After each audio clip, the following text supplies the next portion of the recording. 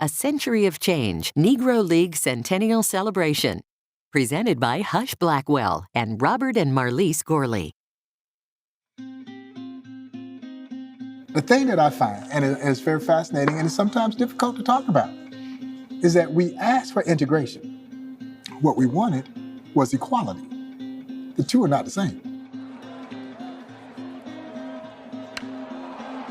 So this story is a wonderful, rich story on the importance of economic empowerment, an unprecedented level of leadership, and then the social advancement of our country alongside 2,600 men and women who could play. They just wanted to play. They didn't know they were doing all this other stuff. They didn't care about that. But what they were doing and the sacrifice that they made in their love of the game of baseball changed this game. And it changed our country for the better.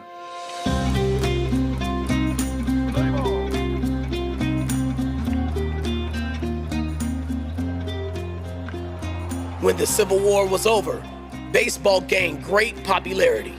Black baseball players and teams competed at all levels of play open to them. It was not a new phenomena for black folks to be playing baseball. We've been playing baseball for quite some time and playing professional baseball at some level for quite some time. There are even some evidences of us playing baseball as slaves.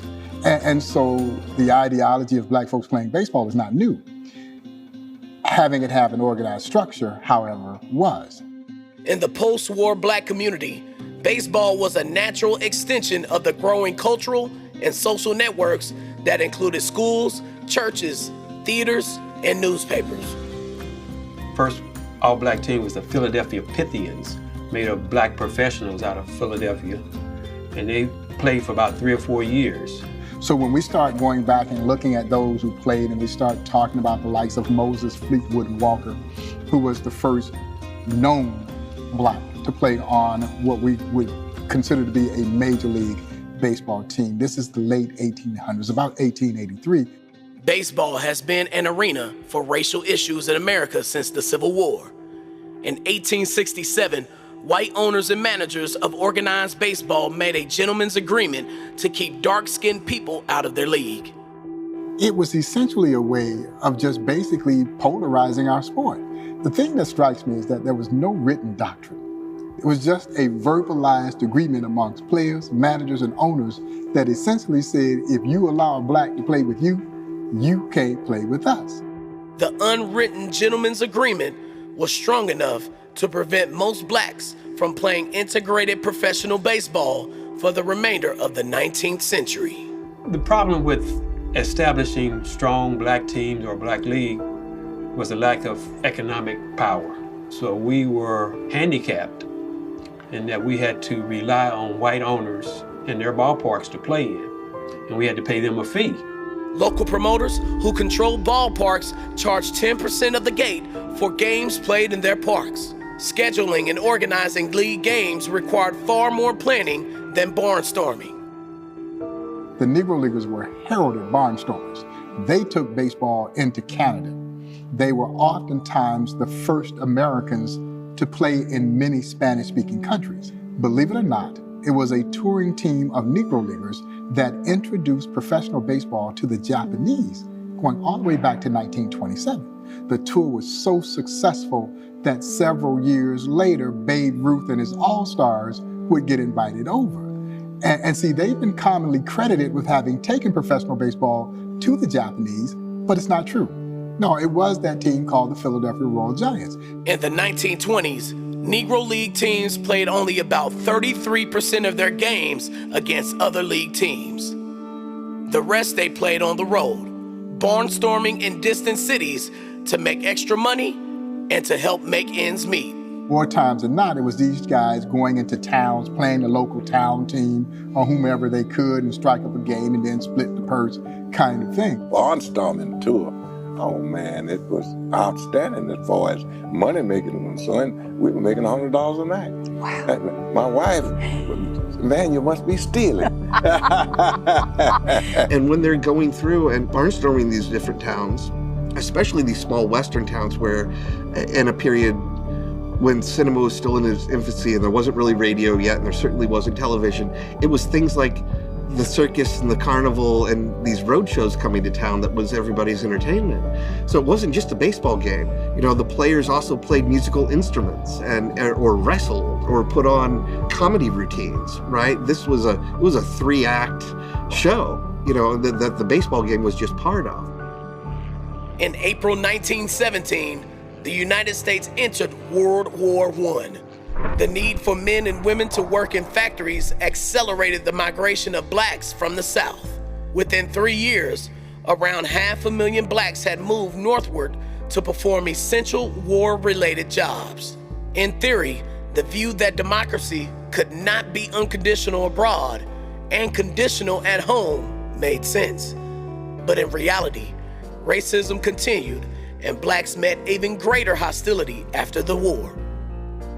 Northern labor unions, which refused to accept blacks, stood by as industry cast them out of their wartime jobs by the thousands. In 1919, the year the world made safe for democracy, there were at least 25 race riots in America. We had some great independent black teams before 1920. The Indianapolis ABCs, the Philadelphia Giants, the Smart Set out of Paterson, New Jersey. Rube Foster could see that they were drawing a lot of people. Rube Foster dominated the black baseball scene. He beefed up the Chicago American Giants by rating the rival ABCs and other teams of their best players. He thought that he could create a league that would be so dynamic that he would essentially force Major League Baseball's hand to expand. Foster was ready to carry out his vision of a national Negro League. He wanted to force white promoters out of the black game and to force the white major leagues to accept some manner of integration. He thought if he organized the players, the National League would take a black team and the American League would take a black team. Mm-hmm. And there had been some efforts to create a Negro League, but they failed until 1920. On February 13th, 1920, the owners of the top black clubs in the Midwest gathered at the Paseo YMCA in Kansas City at the invitation of Rube Foster for the purpose of forming a league. The original meeting was supposed to take place in Indianapolis, and the meeting was canceled, thankfully. Rube Foster was elected president, and the Constitution for the National Association of Colored Professional Baseball Clubs was written. And it's not surprising that it happens in Kansas City. Kansas City would have been a very important market. It would have been important for them to have had a franchise placed here. J.L. Wilkinson, the owner of the Kansas City Monarchs, he was unique in that he was the only white owner of the original charter members. J.L. Wilkinson was a 2,000 man in the 1900s. And when I say that is the fact that J.L. Wilkinson really did not see color. He saw these great ball players. He made his entire living in black baseball. He was good to the team. It wasn't just this was a good business thing, but I don't want to, socialize with the players. Probably, when my life, J.L. Wilson probably was the second man that I'd ever known without prejudice. First was my dad and then J.L. Wilkinson. So Rube kept hearing these great things about Wilkinson. But the other thing that Rube needed that Wilkinson had was access to stadiums. And so Rube relented. Wilkinson would become secretary of the Negro Leagues, bring in his Kansas City Monarchs, who would then go on to become one of the greatest baseball franchises, not in Negro Leagues history, but in baseball history. J.L. Wilkinson was able to keep his Kansas City Monarchs alive by cultivating the widespread corridor of the game venues that ran from Minnesota and the Dakotas down to Oklahoma and Texas, as well as in Canada and Mexico. Certainly, the Monarchs are going to become a cultural symbol of the community. By the 1930s and 40s, opening day is practically a holiday. I mean, businesses in the black community shut down. The Kansas City Monarchs set a standard of excellence for the Negro Leagues. The Monarchs, who had a special relationship with their home community, were looked to as leaders and role models for the urban youth. Even when the gate receipts weren't great during the Depression, the Monarchs were always a solid club. If they weren't going to win the pennant that year, they were in contention. In 1934, a black all-star team built around the Kansas City Monarch players was sent to the Orient for 13 months on a baseball extravaganza that took the team to Hawaii, the Philippines, Hong Kong, and Japan. Wherever you had successful black baseball, you had thriving black economies. It wasn't just players that were being hired, were being employed. You have the ticket takers and the concessionaires and the bus drivers and grounds crew and all these other attendant jobs. You also had the restaurants and the taverns and so forth in the neighborhood that on game days would see their business pick up considerably. By the end of the decade, black owners had created a successful business that employed about 500 people. About 75% of that income flowed back into the black community. Baseball was established as a profession for blacks, as a parallel institution to the white major leagues. For the black community, the Negro Leagues were a source of pride and a model of achievement for the world to see. This area was jumping, but this was a cultural crossroads where jazz and baseball intersected. And here were these great stars who were a major influence on this. And so what Negro Leagues baseball did for those black businesses was it brought in a built-in clientele that helped those black-owned businesses flourish. I do think there may be some tendency to think of this as being small businesses. And that was certainly true. I mean, there was all sorts of that. We're also talking about medium and large-scale business. Insurance firms, law firms, we're talking about publishing houses, kind of filling all sections of an internal parallel economy. My dollar was spent here. And this is the only place I could spend a dollar. Because if I went downtown, they wouldn't let me try on clothes. They wouldn't let me eat in the restaurant. So why deal with that when I can just stay right here, everything's within walking distance, and not have to deal with the atrocities of racism. Many of the same people who cheered the talented players on the field refused to serve their food or pump their gas between games. Lodging became so difficult that the Monarchs gave up hotels and relied on black boarding houses and private homes. The baseball field was their sanctuary, man. I get to show you what I can do. But it was the traveling the highways and byways of our country that where the difficulty came in, not knowing where you could stop and get something to eat or have a place to stay. Early in the decade, teams traveled almost exclusively by trains. Some were forced to travel in segregated railroad cars.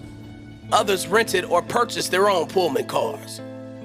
As more roads were built across the country, automobiles and later buses provided teams with greater flexibility. Smaller communities became more accessible. Travel conditions for the ball players, for the most part, were difficult but not impossible. They knew how to navigate through sundown towns, as they're called. And so they would take sack lunches and, fix a thermos of Kool-Aid. They drive up to a stream, wash their clothes out, hang them out the window of the bus, and keep moving to the next town. So you always find a way to navigate through the hatred, no matter where you are, because all you want to do is play baseball. That was it. That was Jim Crow. What could we do? We were a minority. We had no power, no economic power, no political power. You had to know when to shut up and make those baby steps and show white America on the field how professional that you really were. And to me, that's the transcending story of what the Negro Leagues represented. They never cried about the social injustice. They went out and did something about it. The great Hilton Smith, legendary pitcher, Hall of Fame pitcher for the Kansas City Monarchs, had recommended Jackie Robinson to J.L. Wilkinson. This is 1945. Robinson makes the team. Little did J.L. Wilkinson know that he just signed a man that was going to put him out of business. Because by the end of the year, Robinson is gone. He's gone. He had literally vanished. His teammates had no idea where he was. Honestly, Robinson goes to meet with Branch Rickey. He really doesn't know the real reason that he's there. And that's when Rickey springs on him that he wants him to be the chosen one, the guy to break the color barrier in Major League Baseball. You were brought here to play with the Brooklyn organization. Montreal to start with. Think about that psychological barrier of a dark-skinned black man, just not any black man, but a dark-skinned black man who puts on a white uniform. He goes to a batter's box, picks up a bat made of white ash. He stands in a white chalk batter's box, standing over a white plate to hit a white baseball from a white pitcher between two white foul lines. And he runs to a white first base. 8 white fielders throw the ball to first base. A white umpire calls him safe or out, and white fans boo or cheer. Talk about Babe Ruth? Yeah, Babe Ruth changed baseball. Jackie Robinson changed America. But you couldn't reduce this to just having a guy who was a great baseball player. You had to have a guy who could play, but you also had to have a guy who could handle the social aspect of this. Most of the ball players, African-American ball players, are from the South, from the segregated South. Whereas you got Jackie Robinson, who grew up in an integrated community in Pasadena, California. He went to a predominantly white college. He was a lieutenant in the U.S. Army. So he already had this comfort zone of interacting with whites, where 90% of the other Negro League players had never interacted with whites because they grew up like me, never seeing a white face, except on TV. So he had the perfect blend of character and personality to integrate the game. And so Robinson holds the distinction of having broken the color barrier in what we deem to be the modern era of Major League Baseball. The impact of black baseball players in the major leagues was felt immediately. After Jackie Robinson received the newly created Rookie of the Year award in 1947, black players won 8 of the next 11 awards. Furthermore, 9 of the 11 men voted the National League's most valuable player between 1949 and 1959 were former Negro League stars. Baseball would not be baseball without these Negro League products. That's the bottom line. If you were going to look at any one single solitary event that kind of triggered the movement to integrate Major League Baseball, World War II. Here you had the sentiment of these young black soldiers dying, fighting the same racism essentially in another country that we were being asked to accept here at home. And that is what started the sentiment, well, if they can die fighting for their country, why can't they play baseball in this country? Until the Civil Rights Movement came along, the movement was Negro League Baseball. Jackie integrated in 47.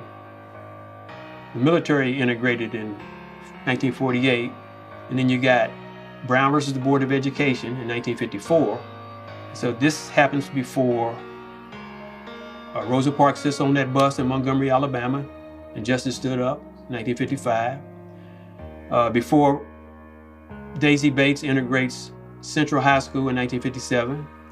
Before the Civil Rights March in 63, the Voting Rights Act in 1965. Major League Baseball integrated before America was legally integrated. That's why it's so important. The Negro Leagues were successful in their quest to bring racial equality to the game of baseball. The victory was, however, bittersweet.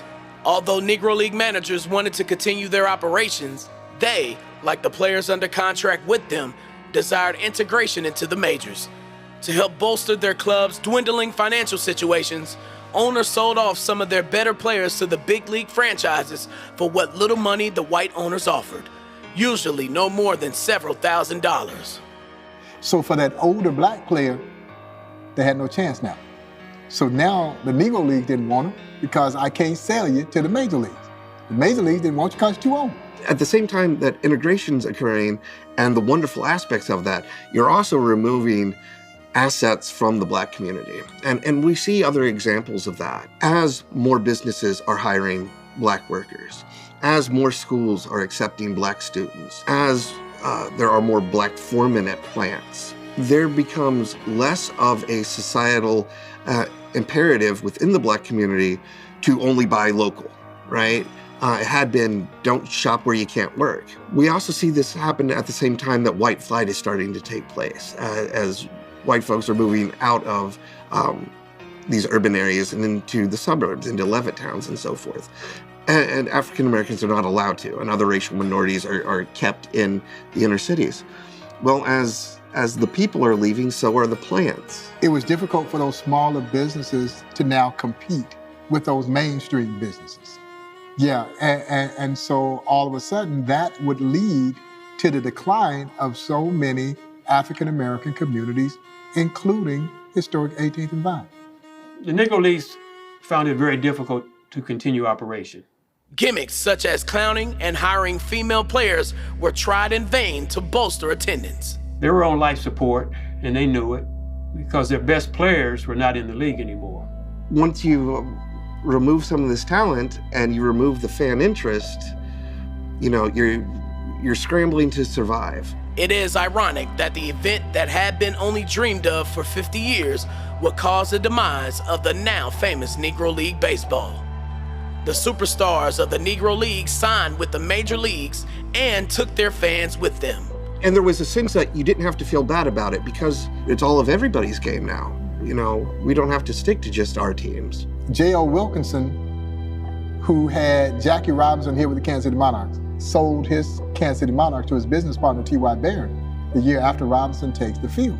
So I think the sentiment was there. I think everybody understood it wasn't a matter of if, it was simply a matter of when the Negro Leagues were going to die. The Negro National League disbanded after the 1948 season. The Negro American League absorbed some of the remaining franchises and divided the league into two divisions in an effort to bring back black baseball. Well, the leagues would go on to operate for another 13 years. Why? Because it took Major League Baseball 12 years before every Major League team had at least one black baseball player.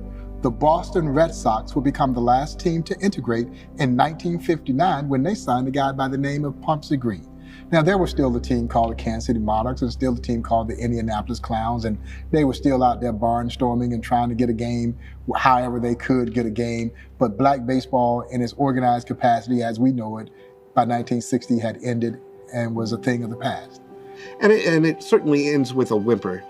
And it's really a shame given how important a place the Monarchs have in baseball history. Not just black baseball history, but I mean overall. They are one of the consistently best teams that any league has ever produced, especially for the fairly limited time of their existence. The players that came out of this organization were second to none. Not only some of the best players, but some of the most colorful and entertaining and almost legendary ones. Guys like Satchel Paige and Cool Papa Bell. And of course, Jackie Robinson. Although the league struggled through to 1960, most historians agree that the 1948 season was the last year that the Negro Leagues were of major league quality. The reason why it ends the way it does, a lot of it has to do with the exploitative nature of how integration came about following World War II and moving into the 1950s. Robinson's breaking of the color barrier essentially sparked the civil rights movement in this country. And it triggered integration in a widespread fashion in this country because that's how popular baseball was. Admittance into the major leagues brought about the end of a sterling chapter in black history, the Negro Leagues. If there is indeed a bittersweet aspect to the overall story of the Negro Leagues, I think it lies directly with the fact that you can look at the rise and fall of the Negro Leagues or parallel the rise and fall of the Negro Leagues with the rise and fall of black economy in this country. And to a great extent, black economy never recovered from losing the Negro Leagues. What was good morally, what was good socially, was devastating economically. And there's always a cost for progress, always. And it's also important to understand that things like desegregation and race relations aren't static. You know, it didn't all end in a day when Jackie Robinson got to play or when the Civil Rights Act was signed. These things are fluid. These things are constant. These things are still happening. And we haven't seen the end of this story. We have to understand athletes today, just like back there in the 50s, are truly the social change agents of America. What I learned from interviewing these great men is they had a pride in their self-esteem. They didn't make excuses. They were always respectful of their spouses. They would do anything for their children. This is what the 2020 should be about, respecting this history of these men who paved the way for these gangs that we have today. And they did it without protest or anger.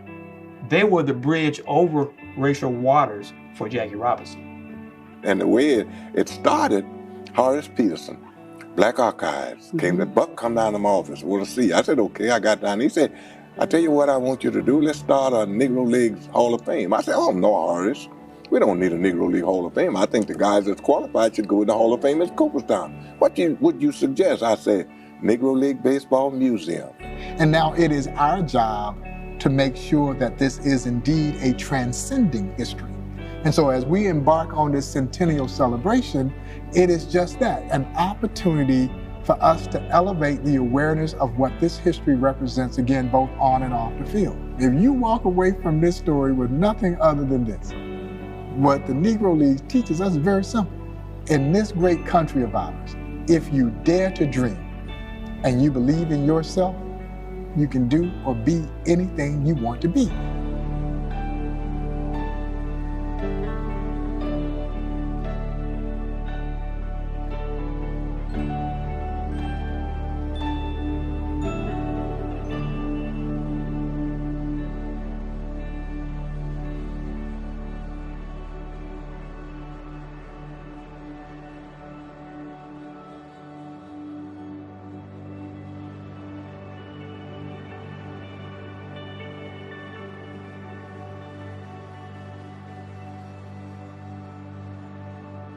A Century of Change Negro League Centennial Celebration.